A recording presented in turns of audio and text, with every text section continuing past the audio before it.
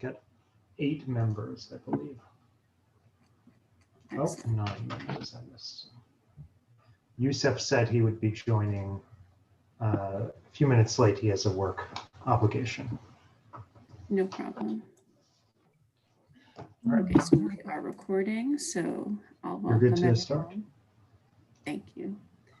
Welcome to the December 17th, 2020 meeting of the CB6 Business Affairs and Street Activities Committee. My name is Claire Brennan, and I'm the chair of this committee. The meeting is called to order at 6:31 p.m. Tonight, we are joined by Assistant District Manager Cody Osterman.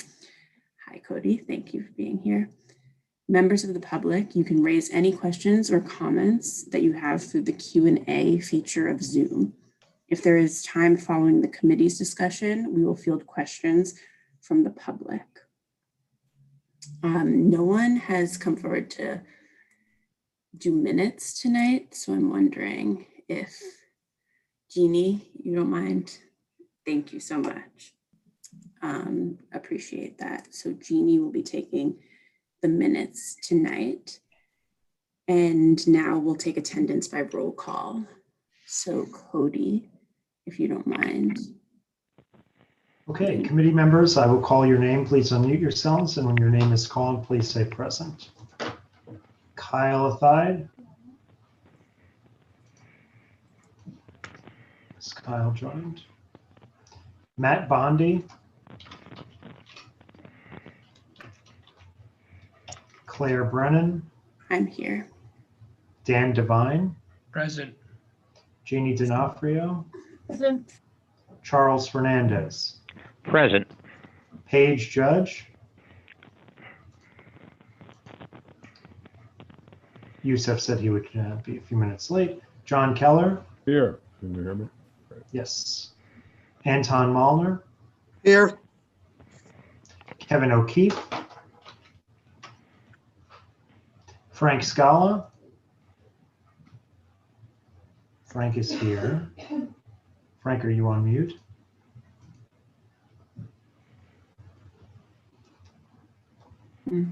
Frank, you'll have to unmute yourself. Seema Shah. Present. And Susan Steinberg. Here. Okay, that's 9 members present, Okay, which is a quorum. wonderful. Thank you, Cody. The agenda for tonight's meeting was distributed ahead of time by the board office and appears on the screen before you. If there's no objection, we will adopt the agenda as stated. Members of the committee, if you object to adopting the agenda, you may raise your hand through Zoom.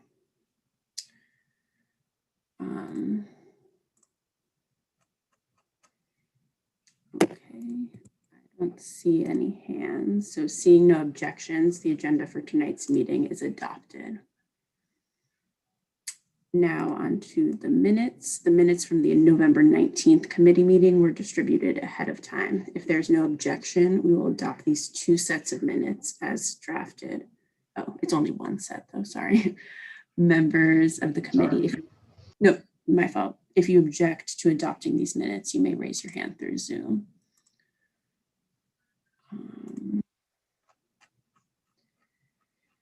Okay, seeing no objections, the minutes from the November 19th meeting are adopted and will soon be available on the CB6 website. So we are 9 months into quarantine by now.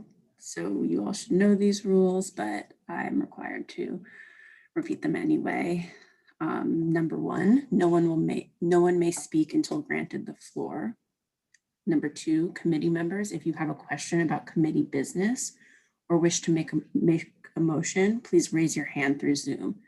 If you click the participants icon, the participants panel should appear and you should find, the raise hand function there. If you still have technical difficulty, you may click the chat icon and relay your difficulty to me or Cody. The chat function should not be used for committee business or questions about agenda topics. All such remarks should be made on the record by raising your hand through Zoom. Chat should only be used to alert us of any technical difficulties you're having or to state writing information like an email address that was already stated out loud on record during the meeting. When a committee member is given the floor to speak, I will identify you and you can unmute yourself so you can speak. We are required by executive order to create a verbatim transcript of the meeting. So please keep your questions and comments succinct and germane to the discussion. Seeing no questions or anything now, we'll just get right into the agenda. So first up, we have a class change from a beer and wine license to an on-premise liquor license for Ramen USA Inc., doing business as Nishida Show 10, which is located at 302 East 49th Street. So whoever is here. Robert Callahan. Hey, Robert. How are you? I'm okay. So if you don't mind just like walking us through your application. I'm supposed to actually have the owner's daughter, who's the manager. She should be on somewhere. I'm just checking to see if I see her name. What is her name? I do not see. Maybe she's an attendee.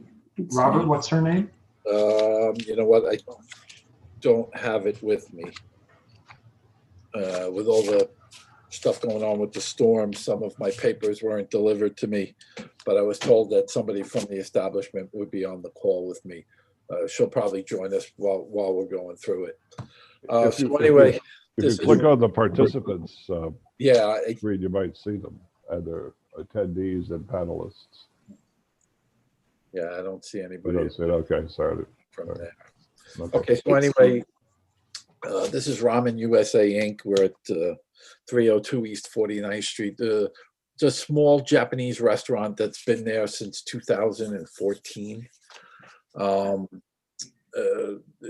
Very small place, only holds 25 people. I think we have 14 seats at the tables and 9 at the food counter / bar. We've been in existence since 2014. There's no outdoor space.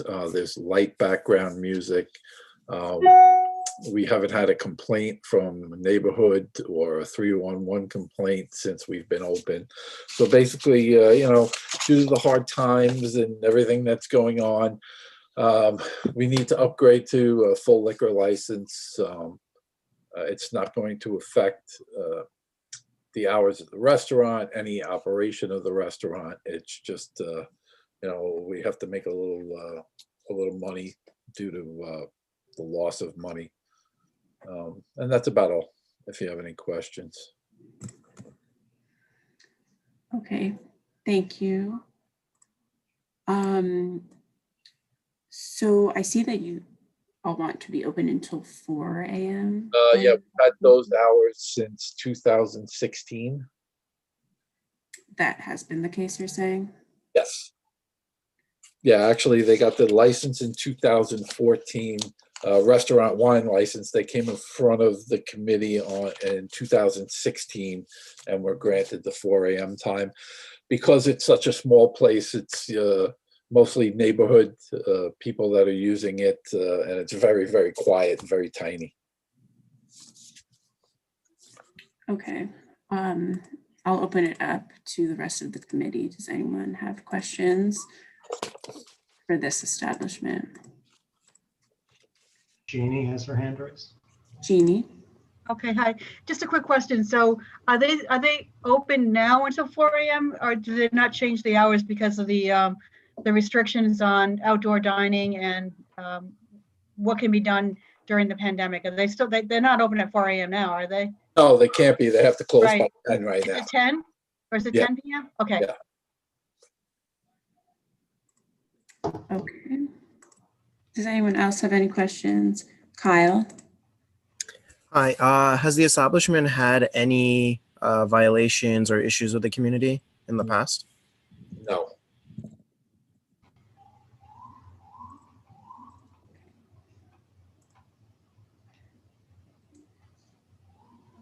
I don't see any other questions from the committee, so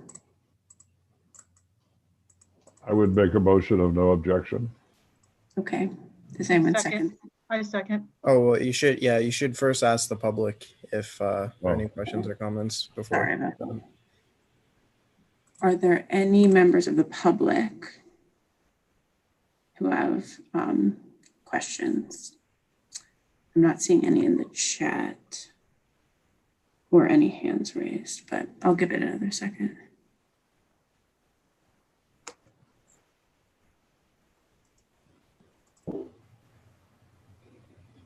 Okay, seeing none.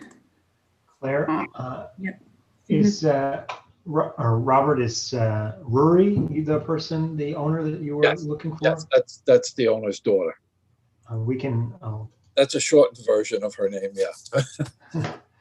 Well, she's just joined a moment ago. Oh, she did. Okay. So she can unmute herself now, and if she wishes to speak. Hi. You're in the right place. Okay, great. Thank you. Hi. Hi, What is your name? Ruri. Rory? Okay, so we just heard from the lawyer, but I was wondering if you would mind walking us through your application, or should we ask, are there any questions for the business owner directly from? Sorry. I see John Keller's hand. Yeah, I would just repeat Kyle's question, Ms. Nagai, and if I pronounced that correctly. Have there been any complaints from the community, given that under normal circumstances you were able to be open till 4 a.m.?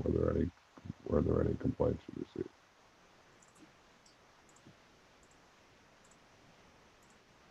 Rory, are you there? Yeah. Have you heard any complaints from the neighborhood about staying open till 4 a.m.? Nope.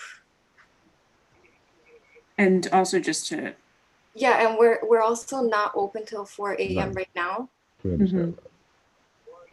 or Okay, most thank of the you. times. mhm. Yeah, And- like once in a while. Sorry. So pre-pandemic though, you were open until 4 a.m.?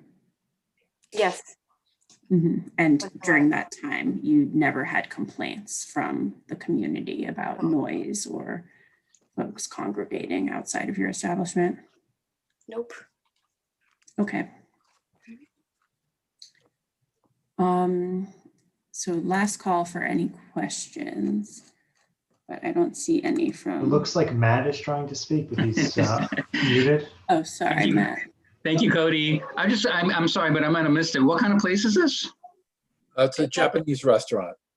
Holds Okay. 24 people. Thank you. Okay. Does someone have to re-up that motion or? I guess if, since we just heard from the owner, after we heard from the lawyer, we should ask if any of the public has Mhm. a question. Right? Yeah, so any members of the public, you can write a question in the chat, or also I think you should be able to raise your hand. I'm not seeing any. Then I would call the question again. Okay, call to question. Seconded. Okay, thank you, Call for a Kyle. motion of no objection, technically. Yes. Mhm. And seconded again. Thanks again, Kyle. So does anyone want to write this resolution for us? It's added to the minutes. I'll work on the resolution. Okay, well, let me see. Does anyone else want to? Because Jeannie, it's okay. Okay, thank you, Jeannie, for agreeing to do both. And we'll get that over to the establishment once that's complete. Or do you want to take a roll call vote, or? Yes, I do, sorry. Thanks, Cody. Kyle Thide, In favor. Matt Bondi, In favor? Claire Brennan, In favor. Dan Devine, Favor. Jeannie D'Onofrio, In favor? Charles Fernandez. In favor. Paige hasn't joined us. Yusef has. Yusef Kala. I'll abstain. Okay. John Keller. In favor.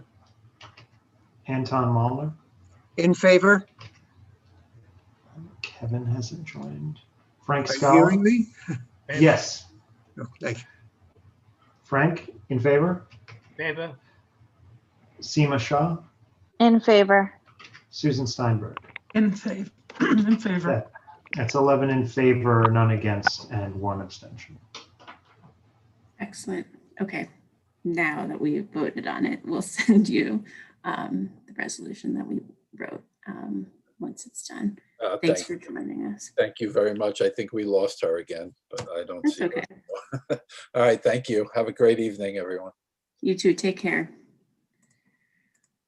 So next on our agenda is the renewal of an on-premises liquor license for Karin Coco Inc., doing business as Uncle Charlie's Piano Lounge, which is located on 139 East 45th Street. So whoever's here to speak on behalf of Charlie's Piano Lounge. Is that Wesley?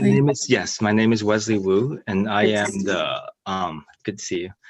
I am the nephew of the owner and licensee, and we're renewing 2 liquor licenses. One that expired 2 years ago, and then one that just expired, because we have two bars, right? We have one back bar and one front bar.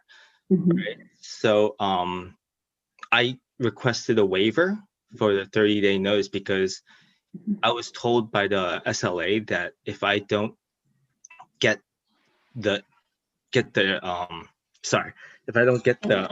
renewal in time, I'd have to start with the back bar. Right? So what had happened is previous to this, we had a lawyer handle like helping us apply for the liquor license and renewals and all that, right?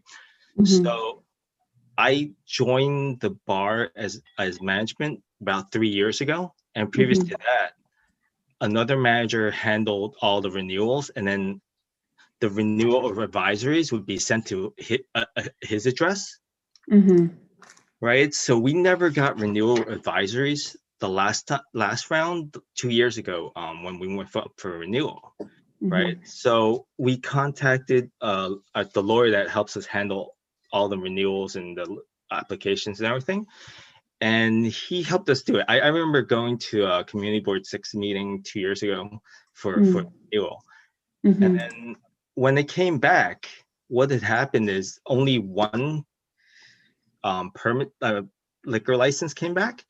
So I had my uncle call the lawyer that handles it, and the lawyer basically said, oh, because your front bar's license is the original, right? You don't need one for the back. It's considered like license A and license B. And being naive and new to all this, I believed him, right? And then I didn't know until this round of renewals. And the reason I know is because like during the pandemic, right, we haven't really been open since like April, right? So we're trying to keep our heads above the water, basically. And then I'm handling the renewal this time around, not letting a representative or a lawyer do it. So I didn't know the process, so I called the SLA up on this and then asked them a ton of questions. I spent like an hour on the phone with them, and they walked me through the process, right? And then it came to light that the rear bar has been expired for 2 years. Yeah. So I told my guys, shut down the rear bar, take off all the liquor. Like once I found out, I told them to close the back bar down for now. I get all this squared away. Yeah. So yeah, that's basically the story of why I need the waiver for the 30-day notice. Mhm.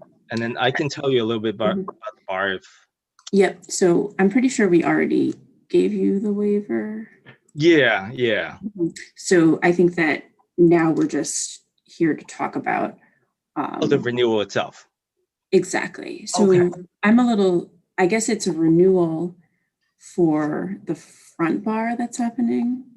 And the back bar. I'm trying to get it in before because if liquor license expires for 2 years, you automatically have to apply again, like from scratch. Right. And basically we can't afford it right now. we haven't been doing any business. So that's why it's so important to get the waiver and try to get it into the SLA before that. So are you saying that you're I'm sorry.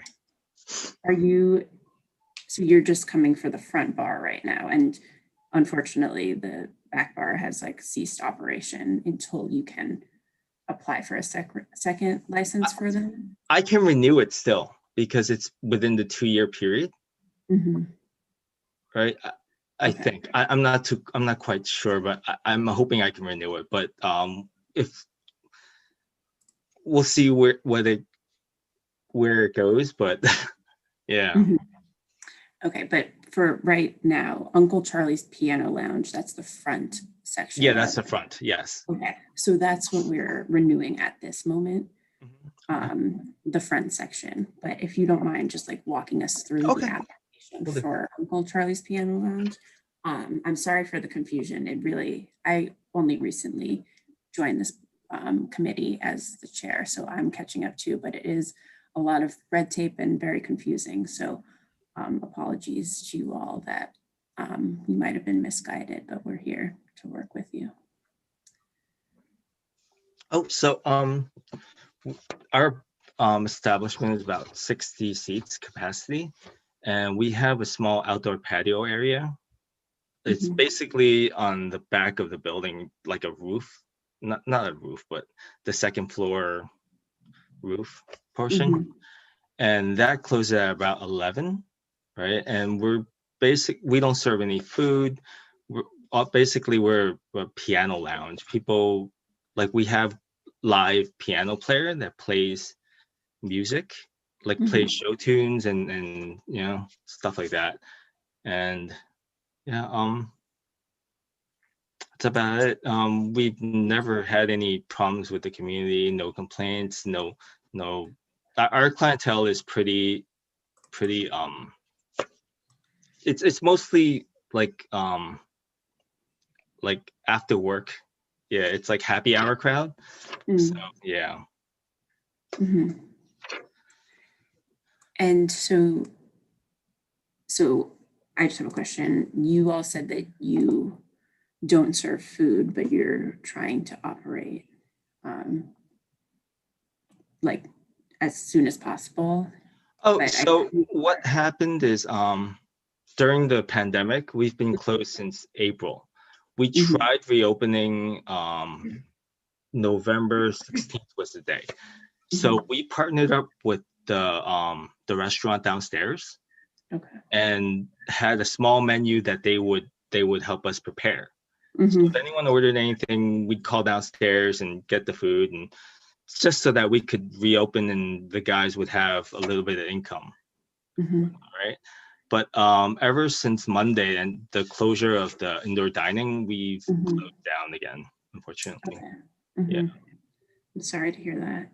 Yeah. Are you able to operate in the courtyard area still, or no? No, it's you'd have to walk through the establishment to get to the small patio area. It's a really small patio area. So it doesn't make sense. It maybe hold one table, 2 tables with social distancing guidelines. So yeah, we haven't, it doesn't really make sense at this point. Right. Yeah. Sorry about that. That was all of my questions, but I'm seeing Anton from our committee has a question. So Anton. Yeah, I just have one question. It says on the application that you have or would have piano music only. I was up on your website earlier, and there was a video of people on a dance floor dancing disco music, which to me sounded live, but it wasn't piano music. Mm-hmm. Disco music? Yeah. Are you at I was on your website. We have two different websites. So when I took over 3 years ago, it used to be a little bit more like dance floor type, and then they'd have certain nights where they would have live music, like DJs and stuff like that. But ever since I've taken over, it's all piano. It's just piano music. We have piano player from 9 to I think 1. Yeah, it's about 9 And to then 1. maybe, I suggest maybe that you take that video off your website. That site doesn't really belong to me. It was from the previous management, and he keeps paying for the hosting, so we can't. It doesn't. Basically, I made another site for us already that doesn't. Let's see. It's. Give me 1 second.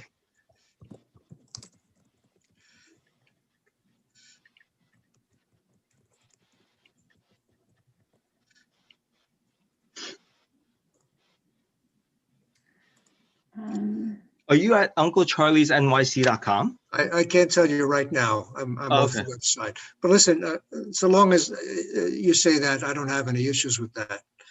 Because I saw the video was dated 2017. Yeah, I wasn't involved yet. Okay, that's not what I saw. I saw another Uncle Charles. Yeah, there's a couple. It's old name, and then I think there's one in the village, or used to be one in the East Village. Okay, no further questions. Thank you, Anton. That was a good find, though. Does anyone else? I see Jeannie's hands up. All right, thank you.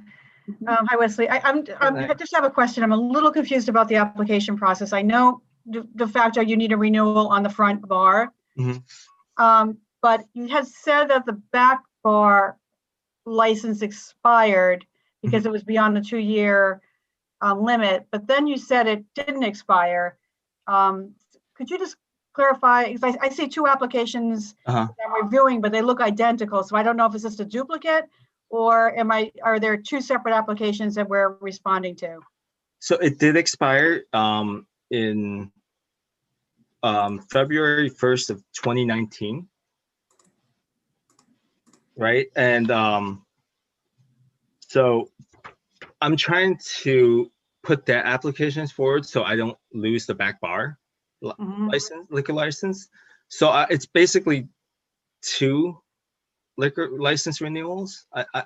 I'm not too sure myself whether I can bring this license back from expiration, right? The SLA hasn't really been totally clear about that, but it's the only thing I can do right now.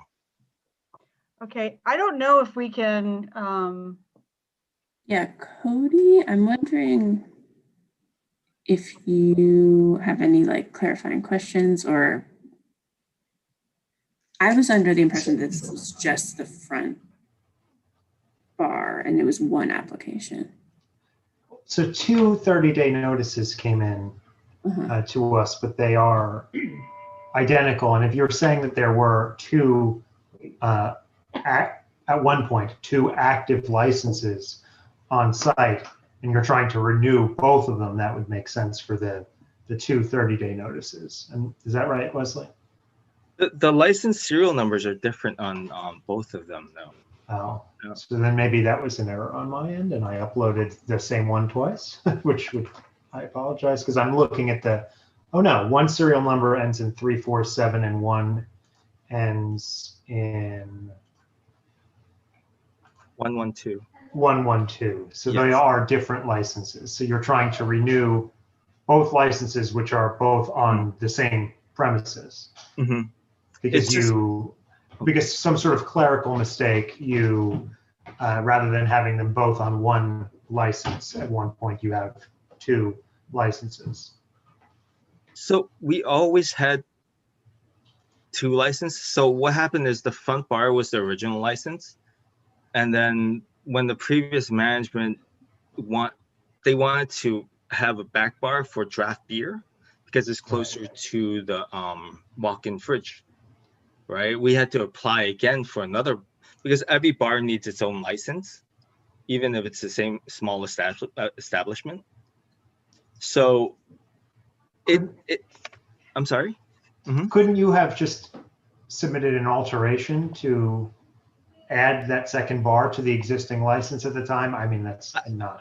I wasn't involved at that point. Yeah, totally. Yeah, so I can't really tell you that, but basically what the lawyer told me when the front bar's license was last renewed 2 years ago was that it's basically a you're piggybacking off your original license. There's no other license number, right? So I wouldn't get another liquor license, which was blatantly false. But right, because you did get 2. You were issued 2 I licenses. should have gotten 2. Yeah, and the only thing is I didn't get the renewal advisories, because usually you get a renewal advisory for each license. They send it to you before the expiration date, like 3 months before, right? And you would hand that to your lawyer or the expediter to deal with the renewal.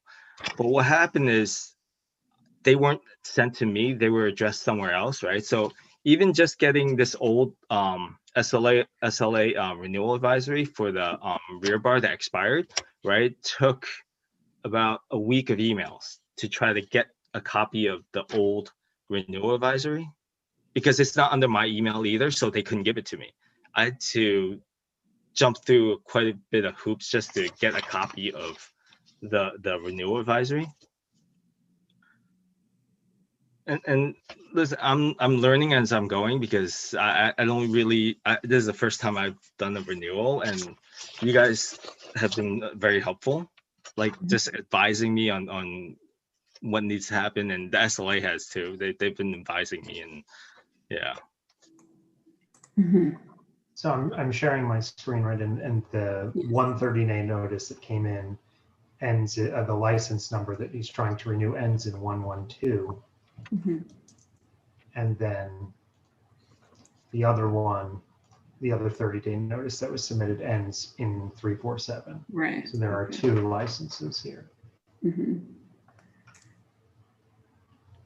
So, Jeannie, yeah. sorry. So we can, I mean, de facto, we can go ahead and approve, go ahead with the renewal on the front bar license. I just don't know if SLA will take our endorsement, or, or if that license has already expired. Unfortunately, you might have to jump through another hoop to get that second license. I don't know, but to get that this is a question, to get that second expired license renewed, started up again. I don't know. I mean, I don't know if we'll do what we can to help you. I just don't know if it'll be enough.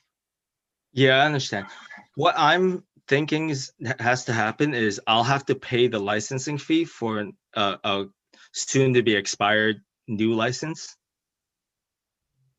right? On the license ending with 0112, the one that expired, right? So basically, I back pay for to renew the old license for the back bar, and then I'd have to then renew that license. I then have 2 years to renew that license.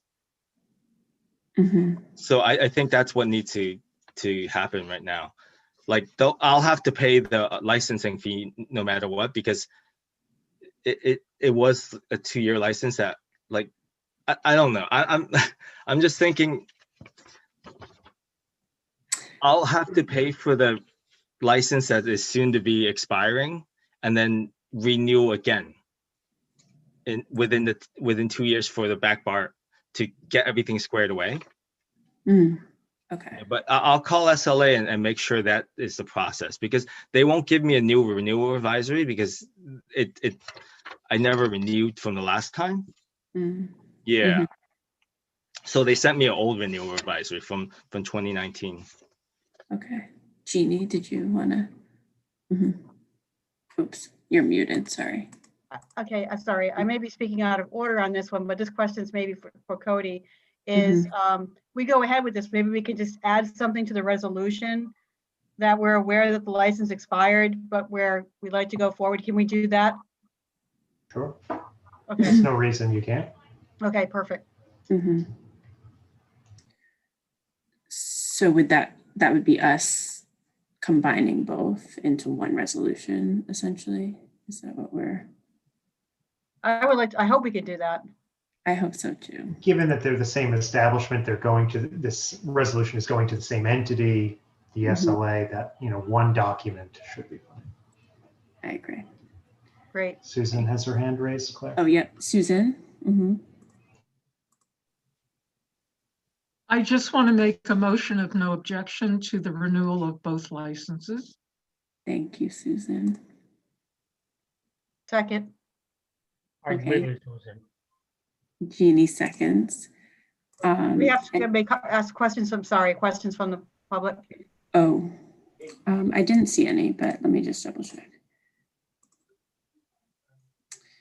Yeah, I'm not seeing any questions from the public. So Cody, if you don't mind taking roll. Sure. So this is no objection to the renewal of both licenses. Kyle Athai? In favor. Matt Bondi? Favor. Claire Brennan? I'm in favor. Dan Devine? In favor. Jeannie D'Onofrio? In favor. Charles Fernandez? Charles, you've muted yourself. There you go. In favor, Charles Fernandez. Thanks, Charles. Don't see that Paige is joined. Youssef Khalid? Favor. John Keller? In favor. Anton Malner? In favor. I don't see Kevin here. Frank Scala? Favor. Seema Shah? In favor. And Susan Steinberg? In favor. That's unanimous, 12 in favor. Great. Thank you, everyone. Yes, so Wesley, we'll get those sent to you. And again, sorry for the confusion, but please continue to use our office as a resource for any questions. Thank you so much. You have. Cody is a wealth of knowledge, and he'll help. Thank you so much. So thanks for joining us again. Okay, have a good night, everyone. Take care. Okay, take care. Moving on to the third agenda item for a new on-premises liquor license for 513 restaurant operating as the same name. So if anyone is here. Yes, hi. My name is Benjamin Korngut. I am the attorney for the applicant. I also have on this meeting is Andreas Papadopoulos, who is the principal of the applicant. He is the sole principal. This is an application for an on-premises liquor license at 513 3rd Avenue. Mr. Papadopoulos is the owner. He also owns Bubo, which is directly next door at 515 3rd Avenue, and Ted's Corner Tavern at 523 3rd Avenue, which are on the same block. Mr. Papadopoulos also lives next door in 515 3rd Avenue. The two establishments that he currently runs are both very well liked in the neighborhood, and I hesitate to say this, but they've kind of become neighborhood institutions. Bubo has been in operation for almost 40 years in one form or another. It's had different names and has undergone some changes, but Mr. Papadopoulos has been the owner since then. And Ted's has been in operation for approximately 7.5 years. There's been no adverse history that I'm aware of over that almost 40-year period. The new restaurant will be we'll call it a new American restaurant with small plates. So think tapas, but applied to American food. The premises was the Joshua Tree for approximately 23 years. They will be doing alterations to the premises. Namely, one important one is they're removing a back bar. So there'll just be one bar, which was in the front. So this is kind of just to highlight that it will be functioning more as a restaurant than the old the old premises, which was, you know, more of a traditional Irish pub. The back area, which was a bar area, will be replaced with tables and seating, and as I keep saying, function more as a restaurant.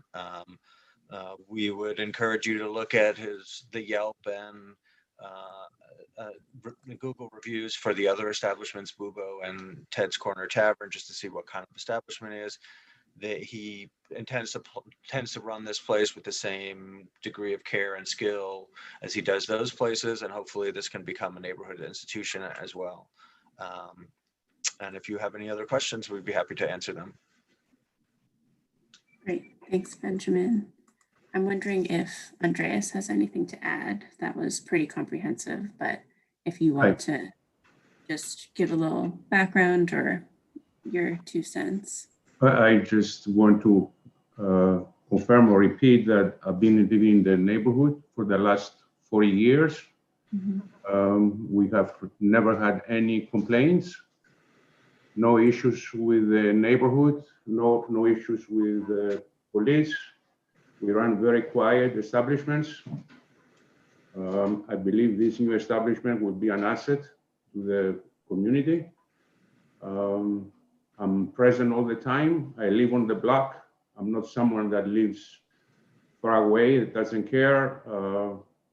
So I hope I will have your approval in getting my liquor license. And as you heard earlier, in fact, we're taking away one bar. It would be mostly food establishment. Thank you. Thank you for that. It's great that you live in the neighborhood, for sure. Just thinking about the past and the history of this address, there have definitely been issues that have come up from Joshua Tree previously. So I'm wondering, you said that it's going to be mainly a restaurant, but I see that you do want to stay open until 4 a.m. So can you talk me through that? Who will be eating at? Yeah. Yes. 3 a.m. Sure. So I think first of all, Mr. Papadopoulos, he is involved in the hospitality industry. So he does have, for example, people that work at Bubo and other places. So there is this whole industry of people in New York that, particularly in the service industry, that maybe they work shifts till 1 a.m. and then they're looking for a place to go and eat. So that's one of his workers at his other restaurants. Like they're looking for someplace of high quality to eat when they get off. So that that's one of the sources. And the other is just really, realistically speaking, that stretch of 3rd Avenue does cater to kind of a later night dining crowd. I mean, I don't know the name of there's a diner close by that's open 24 hours, and they're run well, but they're busy at 4 o'clock in the morning with people coming in to eat. So there is this kind of demand for people to come in and eat a high quality meal late at night. And that, and that's kind of the audience that he wants to cater to. He's not looking, it's going to be high quality food. It's not going to be cheap. So it's not going to be, kind of come in and get a slice of pizza at 3 o'clock in the morning kind of thing. It's going to be a real meal served later at night. And so I see that you plan on having a DJ too? Yeah. So I'm always hesitant to put that on applications because I know that it makes it seem more like a club, but the reality is it's not going to be operating that way. And I hate to even, I hate to even use that word, but people have curated playlists, and then people have DJs, and the truth is they're not that different. Having a DJ for certain events, they do hope to host, office holiday parties and maybe an occasional birthday party. So things like that, where there will be a DJ, the volume is not going to be excessive. It's not going to be, kind of like dance level volume, but there will be someone up there who's playing more of a curated selection of music to cater to the crowd, but it's not going to be, it's not going to be like dance music. It's just going to be to kind of engage the audience a little more, the people that are eating there a little bit more. And it's not going to be an everyday, it's not going to be a DJ every night. The truth is, if you have it one night a year, you're really supposed to disclose that on the application. And I represent people who have run into a problem where they do it one night a year and then they get rated and it's not disclosed. So in the interest of like kind of full disclosure, we'd rather say that we will occasionally have DJs as opposed to, leaving it off altogether and then having one of you walk past and seeing a DJ at some point. That makes sense to me. Thank you for the clarification. I see that Anton from our committee has a question for you all. Yeah, maybe a little bit of a technical question, but I went through the application and it says you don't comply with the C of O. Was that a mistake? Yeah, it must have been. Yeah, obviously I think I included a copy of the C of O. I didn't have a chance to see that. Yeah, there's a copy of the C of O. It's eating and drinking establishment with 148 people. So all our anticipated uses all comply with the C of O.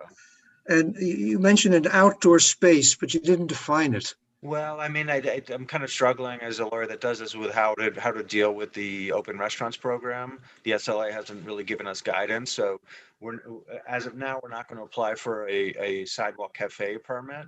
But the mayor has given guidance that the open restaurants program will continue in the future. So I guess we'd like to take advantage of that if that's the case. If it's not, to me, it's still not clear whether this. So that's what I'm talking about. I'm talking about open restaurants. There's no backyard. There's no sidewalk cafe. But if the open restaurants program is available, we would like to take advantage of that.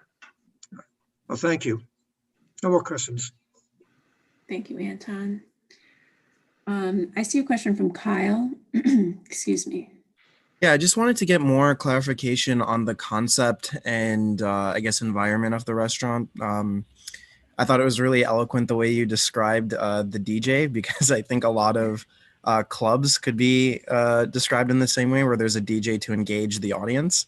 Mm-hmm. So I thought that was funny, but kind of getting a better sense of what this looks like, because I understand that the applicant owns the building, that you will provide information about the residents, supporting that at a later point.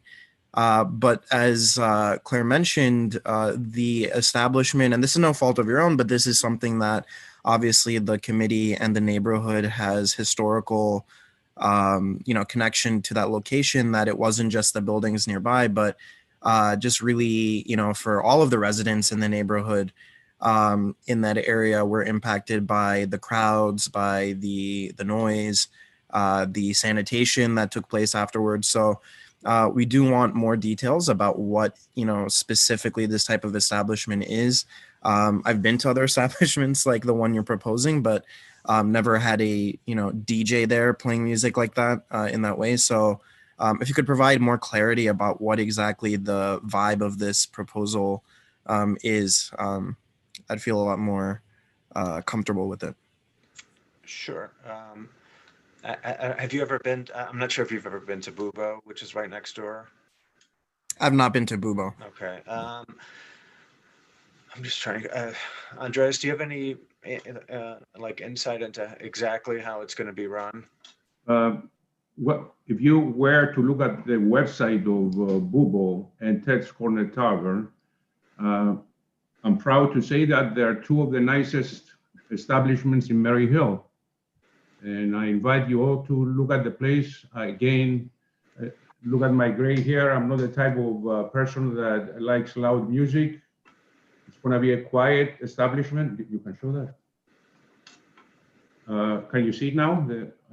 Yeah, I see it. I'm not looking at gray hair. I'm looking at your suit and tie. And I know you're a businessman. So even if you don't like the music, I know your customers may. Yes, honestly, we'll create an establishment that the neighborhood will be proud. I'm proud of the two establishments. They're very quiet. We have a lot of compliments. You're welcome to look at TripAdvisor, Yelp, and all the social media. I have a proven record for the last 40 years. Never, ever complaints. You were right about what you said about Joshua Tree. I'm not happy there. I'm very happy they are not there anymore. Whatever you said, it was correct. but they're not in business anymore. And when I take over, I will run a very quiet, and I'm after, by the way, more mature audience, not the very young ones that just got out of college. Joshua Tree was attracting the very young that just got out of college. This would not be like that. And I repeat, look at this establishment. That's how they are run. More quiet, more civil, zero problems. Thank God.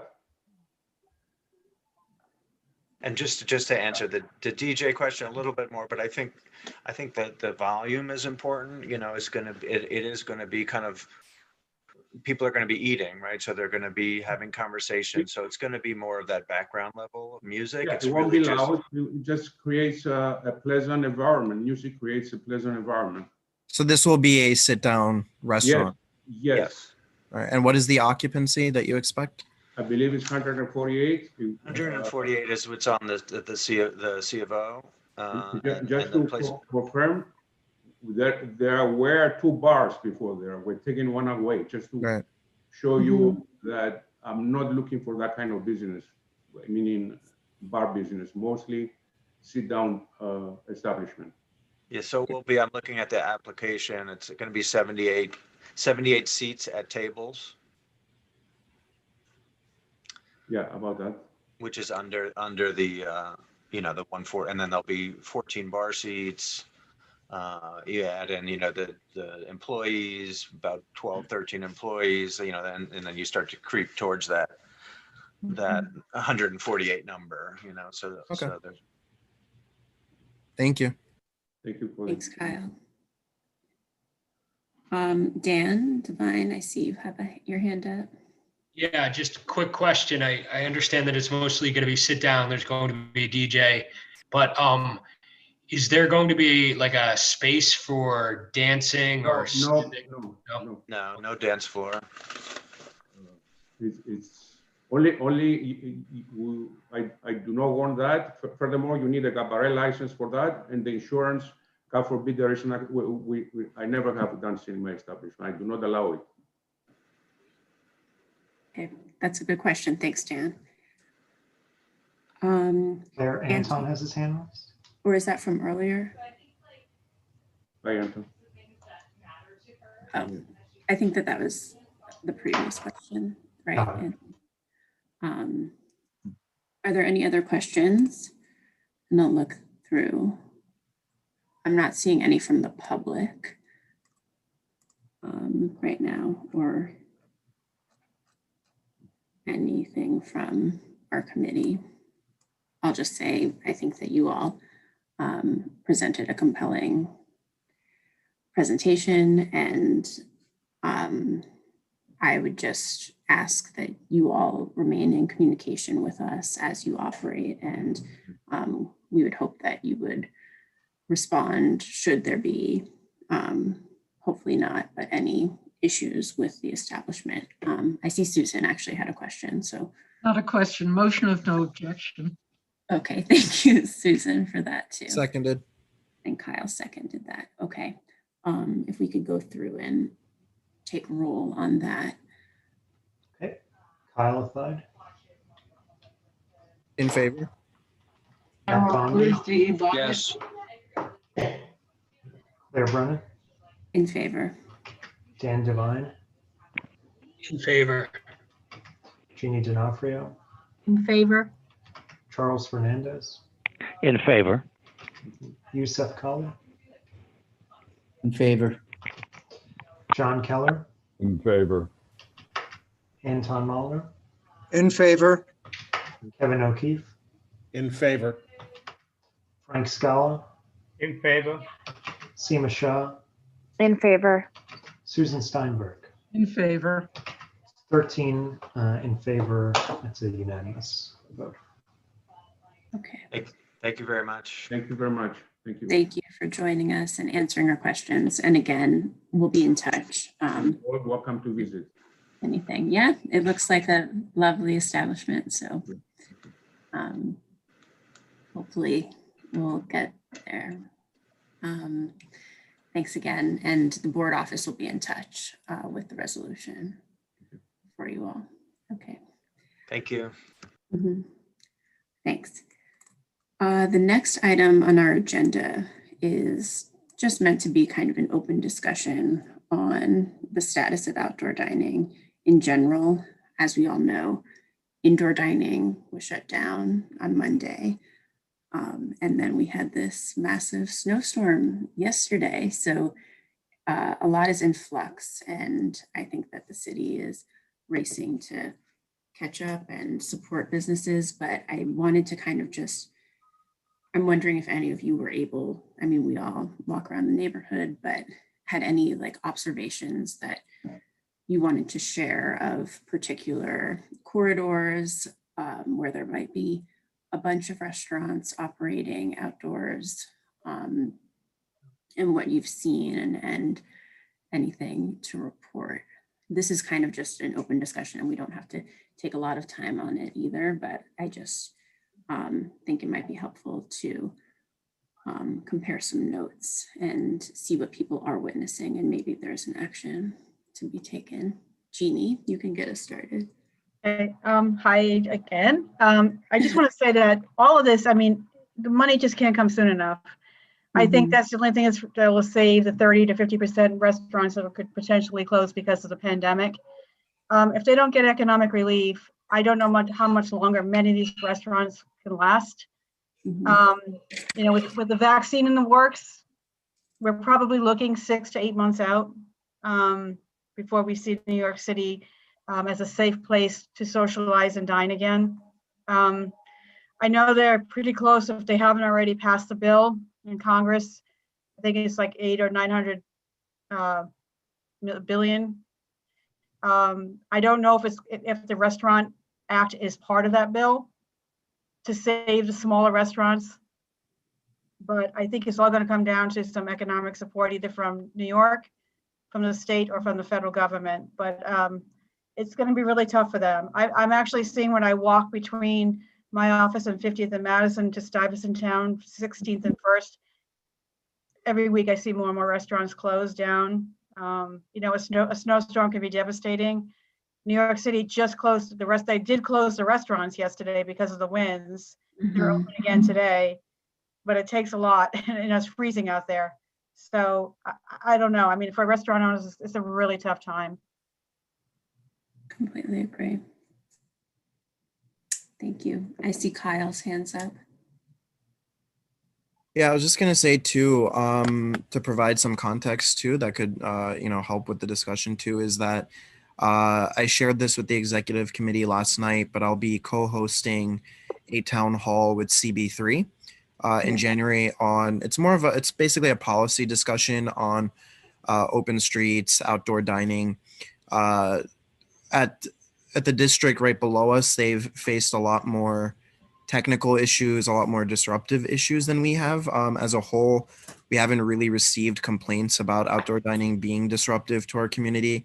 Of course, we've had the same sort of complaints as we had before pandemic about certain blocks being very congested and hard to walk, which, as you remember, you know, fueled a lot of our policy decisions around sidewalk cafes.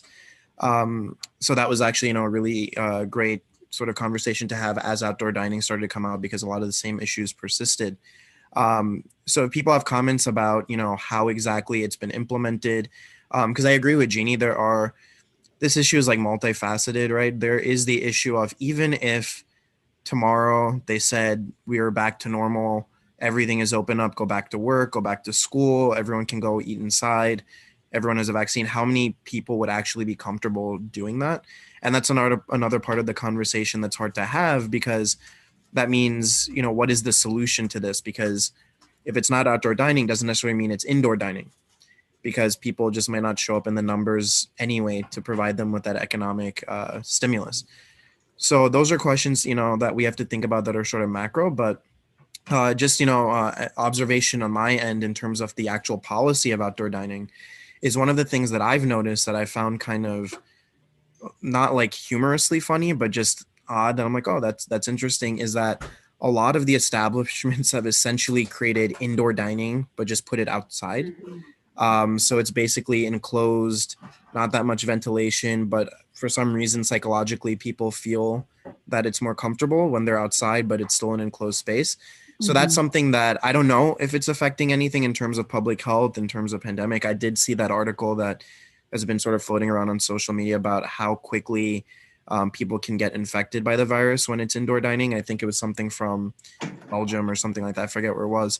So I don't know what are the ramifications for that, but at the same time, I know that the businesses are trying to adapt to the weather as best as they can to make sure that they can still have outdoor dining while making it comfortable for the patrons. But I do have a concern that about common sense. You know, if we're allowing that, then why not just open up inside? Or if we're really caring about, you know, public health, then maybe there should be more of a crackdown on how people are creating their outdoor space.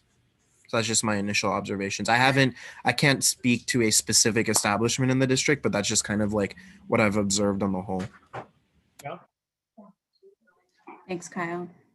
Yeah, I agree with that. And I get a little confused seeing these structures that are created. I did look on DOT's website for guidelines, and I also know, and I think we all do, that they're ever changing, and that is frustrating for businesses as well.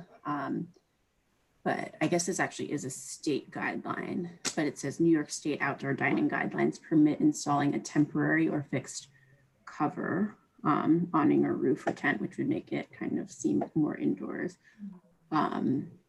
If 2 or more sidewalls are open and at least one is parallel to the roadway, you may operate following all outdoor dining guidelines.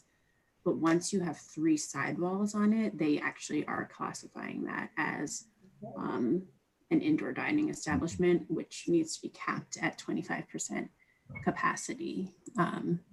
But as you said, I'm not sure who is regulating this or measuring and creating these new guidelines or maximum capacities in real time when all these establishments are trying to adapt. So yeah, that's an interesting point that I observed as well.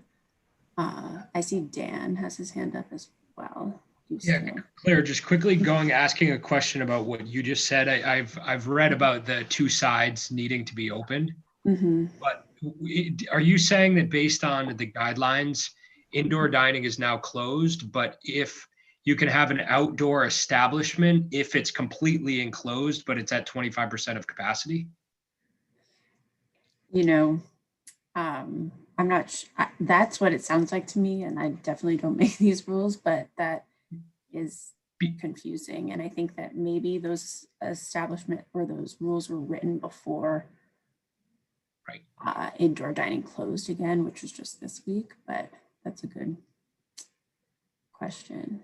Because I've seen several places in my neighborhood that are they're outdoors, but they're completely enclosed with locking doors, space heat. Locking doors.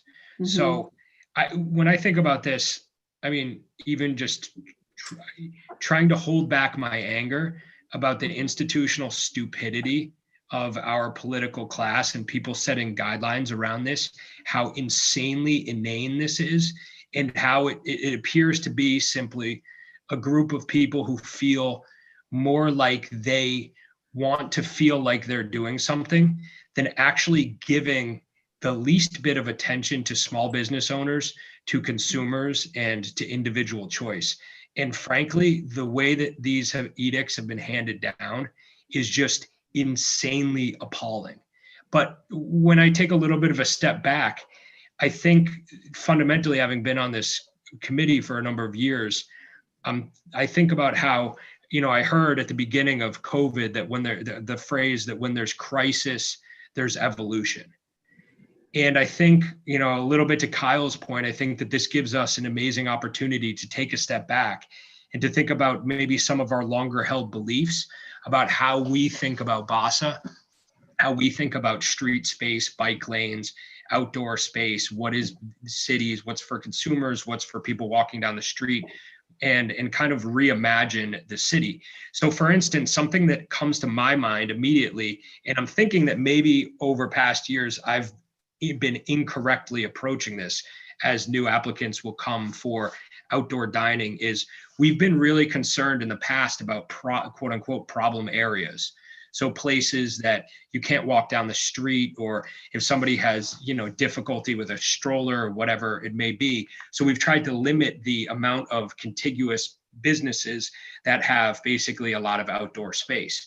But what I'm almost finding is there might be the opportunity for us to completely reimagine that and to think, as opposed to having one or two outdoor spaces with limited seating on a block, we could imagine sort of entire areas that are basically just sanctioned for large scale outdoor dining, so that the person who has, some mobility problems or what have you is actually deciding, okay, this is a block that I know I just want to completely avoid, versus kind of having half of one, 6 dozen of the other, in sort of, that type of space. And then the other thing that I would think about too is that I've thought a lot about is like, how do we combine, like, what's the overall city, what are we trying to accomplish over the long term? I mean, it's pretty clear that I think city planners basically saw a documentary about riding bikes in Copenhagen and decided that everybody was going to ride bikes in the city.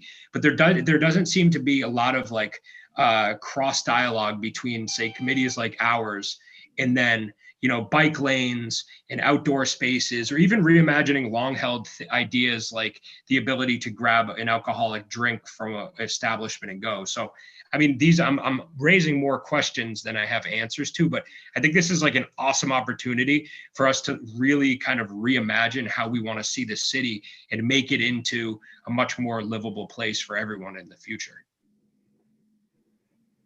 Yeah. Thank you, Dan, for that. John Keller had his hand up next. Yeah, I think there are two separate questions here, and Dan articulated one of the points really well. I mean, there's a whole aspect of reimagining how people just live and eat and, have a drink and have a snack in the city in normal, weather from most of the year, 8 months of the year, whatever. And then there's the separate question of what Dan correctly called the insanity of some of these spaces are so enclosed that I walked around them rather than walk on the sidewalk next to them, because, I'm just concerned that, and I'm not going to out anybody here. It's being streamed and I don't want to get any establishment in trouble. But I think that has to be looked at separately. But I think Dan and I think Kyle earlier raised a very good point that this is a chance to really rethink, how we just live in the city and how people, go out to dinner, because when the weather was still permitting it, I had a couple of really nice meals outside on the sidewalk, in places that we wouldn't have had the 8 feet, to the nearest spot. And I think we need to think about that. Thank you. Yeah. Thanks, John. Yeah, I think that, when the pandemic struck, it was a mass, very quick action to establish the open restaurant program. And I think that a lot of people have had a lot of positive feedback about it. So, coming from the business perspective that this committee has, we can think about the future and maybe put together some things, that we see are working, and then other things that might need a little bit more monitoring or oversight. Seema had her hand up as well. Yeah, I just wanted to share two things. One, I just want to echo and agree with Dan and other folks' comments around what are some of the strategic long-term things that we can do. And I don't think, Dan, it even ends at just bike lanes. I think it ends at our attitude towards cars. It ends, it extends to, what we want to do, with public spaces in general and bike lanes in general, the vacancy tax, the real estate vacancy, there's just so many elements that outdoor dining relates to. And I think that we can potentially put forward some ideas, opinions, or support legislation that is in alignment. So I agree with all of that. I will say short term, I work for the state, so I just wanted to share that we did launch a restaurant support program. So I'm not sure if folks have seen it. It's in partnership with a company called Ritual. And it's Ritual and PayPal work together to launch a restaurant support program for New York. So it's actually for New York State, not just for New York City. And what Ritual is that, Seamless and Grubhub and platforms like that call themselves third-party platforms. So that means you exit, the main restaurant's website and then go to Seamless to order something, right? Ritual bills itself as a first-party platform. So it actually integrates into the restaurant's main website, can make menus, downloadable and easy to review and things like that. And so it's a tool that, at least for a short amount of time, is going to be free for restaurants around the state to utilize and incorporate into their websites. And then on the customer side, there's actually $1 million credit that every New Yorker has access to, obviously until it's used up, to actually, be able to order from restaurants that are incorporating Ritual into their delivery strategy and method. So I just wanted to make sure that folks knew about that program. I'm going to drop the link in the chat, which I believe is allowed now that I've stated it publicly. But it's the state's program called Empire State Digital that my agency worked on in partnership with Empire State Development. So I just wanted folks to know that opportunity exists for restaurants in the short term to utilize Ritual and for customers, for all of us to utilize PayPal credits. Yes, thank you, Seema. I got into Ritual shortly before the pandemic. It's a great resource.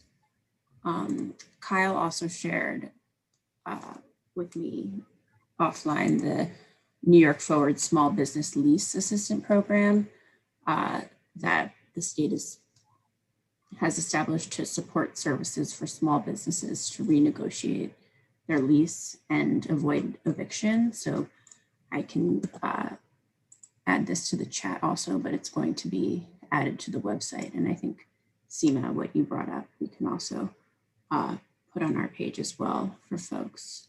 Yeah, I think that'd be great. And potentially even in our, Wednesday newsletter, they'll, defer to Cody and the team. But I think, it's a resource not only for restaurants, but for also residents of the state. So exactly.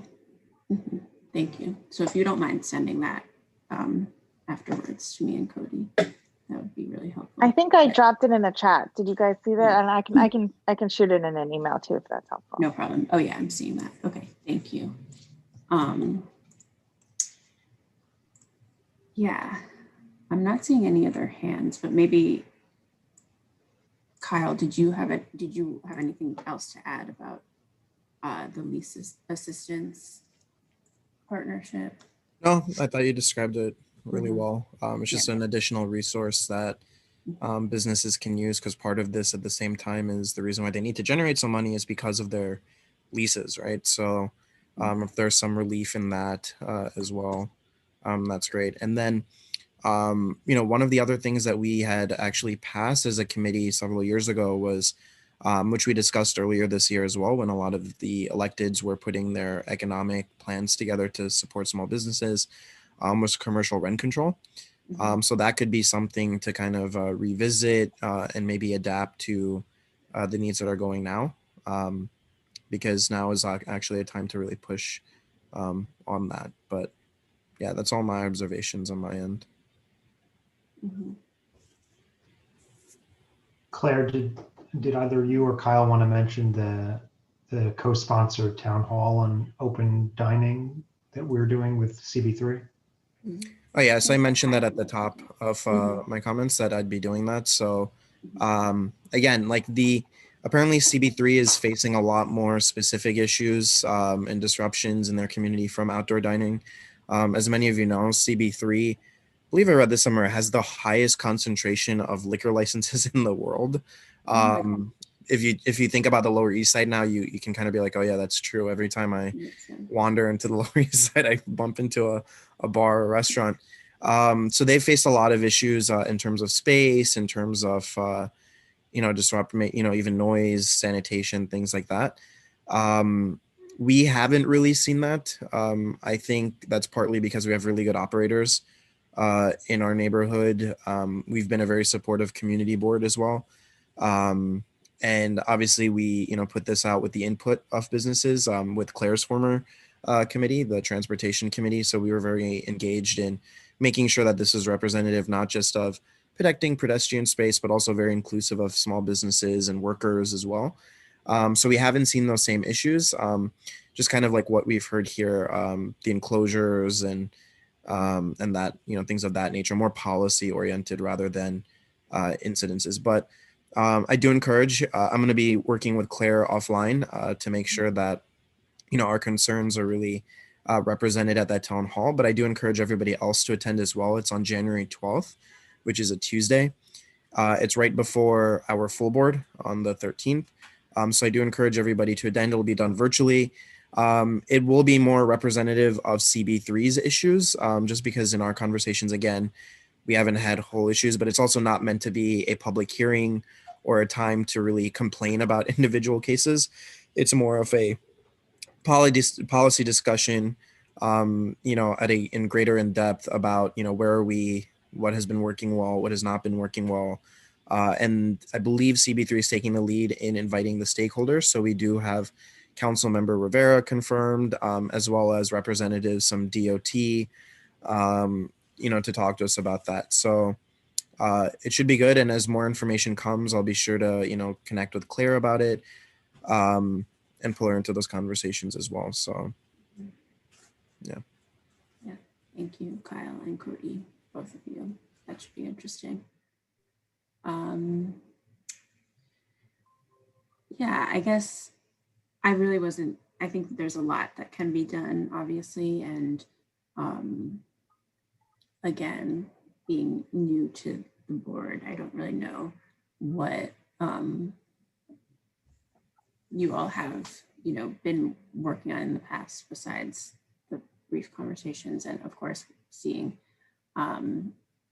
what has come through to full board. But I think that town hall will definitely be illuminating, and hearing the concerns and ideas that you all have had tonight so far are beginning to shape the conversation. But that we're all just like an email away. And if you have any other kind of notes to share in advance of that meeting, we have like almost a month to go for that. But yeah, I think that also just the fact that everyone is working from home now probably is pulling people away from Midtown who might be, a little bit more like active in our district, which is an interesting thing too. But yeah, the enclosures are definitely concerning for me. And just like the lack of clarity, I think that I've heard businesses express not knowing or having to adapt to changes in general. So does anyone else have anything to share or bring up, excuse me, on this topic? And I'll look to the public as well. Not seeing much.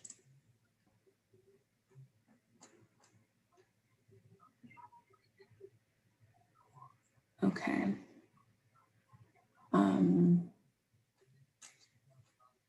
Can I call the question? Or just move on? I guess. You could just move on. Okay. I will move on to my report.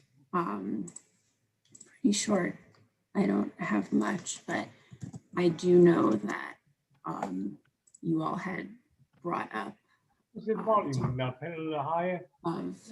sex work in the past, and I think that has come to light recently. I'm not sure if folks have seen the post article on the woman, the EMT worker who is an EMT, but was doxxed or outed as someone who had an OnlyFans account, I think it was, that has nothing to do with her day job, excuse me, at all. And I think it was like wildly inappropriate for the Post to report on that, but this is an issue that has been come in front of the board and is kind of a hot topic now. I know that some of our council members there is some laws that are being brought forth to the council. I don't know what the status of those are at this point, but I'm wondering if folks would maybe want to invite someone to come to speak with us in the new year about legalizing sex work, maybe someone from the ACLU to kind of give us more background. I know that I certainly need a little bit more information, and I'm not so well versed on this topic, but I also think it is important and definitely contemporary based on the news of the last week. But that's something that I'm thinking about for, if we can't get them for January, hopefully for February, to kind of reopen that conversation. Yeah, this is Yusuf. I would agree with that. And Kyle, I know you discussed this earlier in the year, given the conversation around the walking while trans bill that was in the state, and I actually don't know if it had been repealed or not. But I mean, I second that recommendation. I also think there's been plenty written about the disparate impact on women as it relates to COVID and unemployment and just the sheer challenges of making ends meet. And the Post article I thought was reprehensible. So I'd be very open to hearing from experts on the broad economic impact of this stuff, and to your point, the pros and cons of legalizing sex work. Thanks, Yusuf. Can I just add something to that too?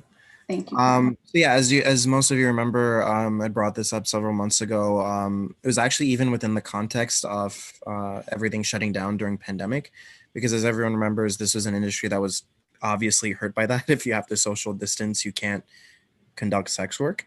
And then on top of that, getting the financial resources that they needed, because their occupation wasn't recognized as a actual occupation. That this is something that is done, under the quote unquote shadow of the night, and this particular case brought up something that Claire and I were talking about offline about two things going on. So first, the decriminalization of sex work, which is also different than the legalization of it. So that's a topic of discussion as well. But the second thing is, with this particular case, so this young woman was supplementing her income to her job as an EMT worker by an account on OnlyFans, and she was outed by this article, even though she asked the reporter not to share her personal details, particularly where she works or pictures or things of that, which they did not respect. But this goes to another issue of being a protected class and worker. In other states, they have laws about moonlighting, and that you're allowed to do what you want in your personal time to make supplemental income, as long as it's not in violation of anything that you're doing at work. So meaning, is it impacting your performance? Are you working for a competitor of your quote unquote main job? So these are issues as well. I was trying to look it up with Claire if there was specific labor laws about moonlighting in New York. I know there is in California, but I wasn't sure about New York. But that's another issue to this as well, is the labor aspect to it. The other idea is that the article is kind of written in the sense of this was something that this individual had to resort to.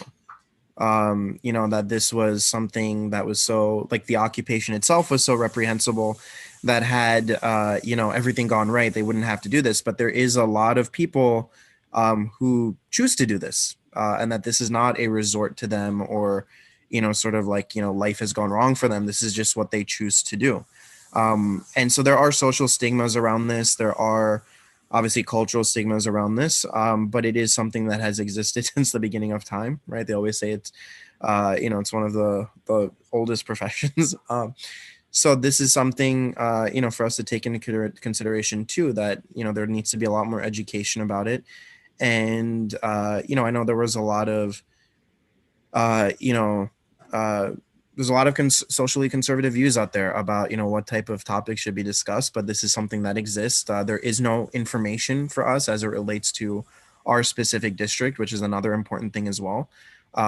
What is the data for our specific, district about, people who work in this industry or places that secretly moonlight as something else? That was other issues that we received in our BASA capacity was, as we're licensing, businesses and, businesses that are licensed by the state that we don't necessarily have jurisdiction over, are they operating as something else? And so, I had, on the back end of things, received complaints about, places that were, secretly operating as something else. But, if this was out in the open, if this was regulated, there's human trafficking issues to this, there is child trafficking issues to this. And if there is more light shed on it, I know it's an uncomfortable conversation to have, but one that needs to be discussed. So I thought this article was, reflecting the work that we had done for a very long time and being proactive on issues and bringing up topics that aren't necessarily in the mainstream yet. But I think this was a great example of why it is important on the individual level, not just because it's a,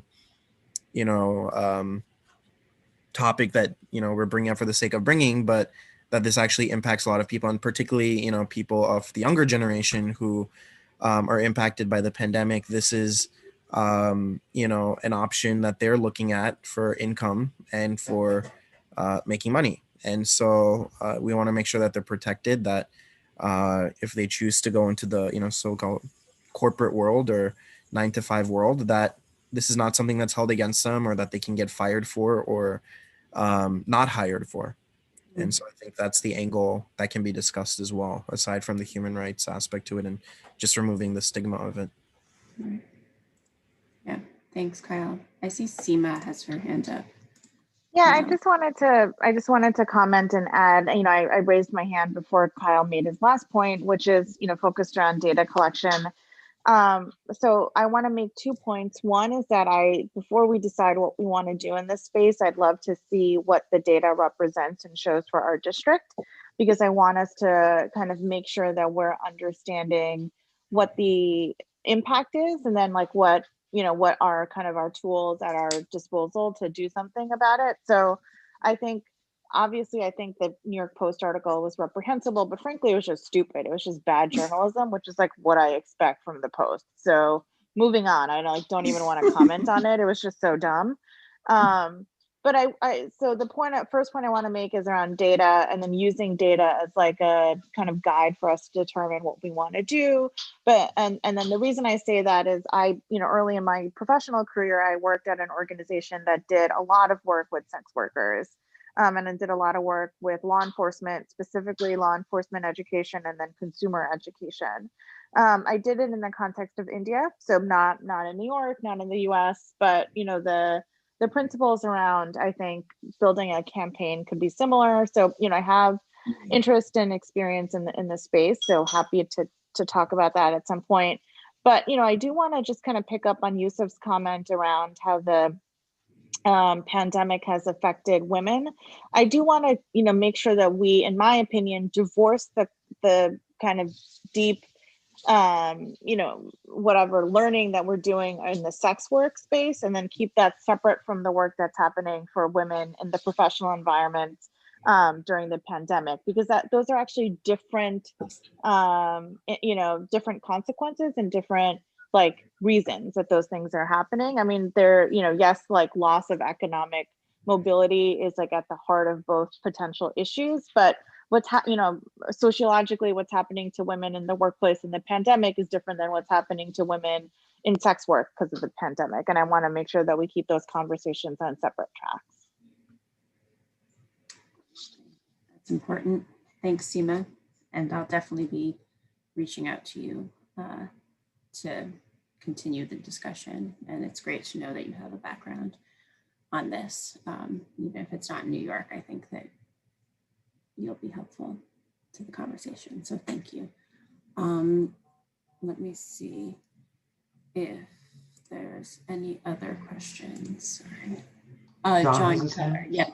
Sorry. Yeah, Thanks. I'll be very quick because it's 8 o'clock and everybody wants to go. But first of all, I really think we should have a discussion of this, and I think a data-driven discussion, information. I don't even know what the basic laws are on this, but I think the issues of decriminalizing and and legalizing are very valid questions. Just some basic information on what the laws are. And I also think Seema makes a very good point. Let's not merge issues here where it could be done in a prejudicial way. Thank you. I'll just stop right there. Thank you. No, thanks, John. Appreciate that too. Yeah, so I think that Kyle had worked to try to bring some experts in the past and maybe had a little bit of trouble. So we'll still be working on this, and I'll do like my own personal research, but I think that bringing in an expert would be the most supportive for figuring out next steps and where to go on this. But I just wanted to bring it up in terms of,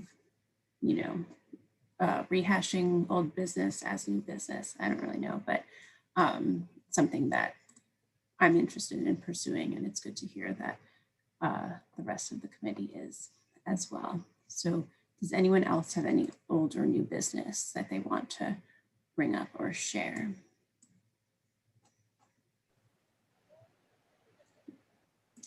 And I'm looking at the public too, if anyone wanted to bring something up.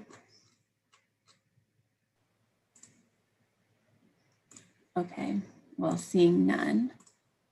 Oh, one old business point that I had to bring up that I forgot about at our full board. With the pandemic came the cancellation of SantaCon, which I think we were all pretty happy to hear. One good thing that came out of this terrible, terrible time that we're living in. But I did think about that recently, just thinking of holiday Zooms and looking for some festive wear. I remembered SantaCon and was very happy that we were not plagued by it this year, just a different plague. Okay, so no old or new business. I wonder if anyone has a motion to adjourn this meeting. Motion to adjourn. Thanks, John. Seconded. Don't even need any seconds, but I appreciate them. But there aren't any objections, I assume. So. There. It's Yeah. Paige.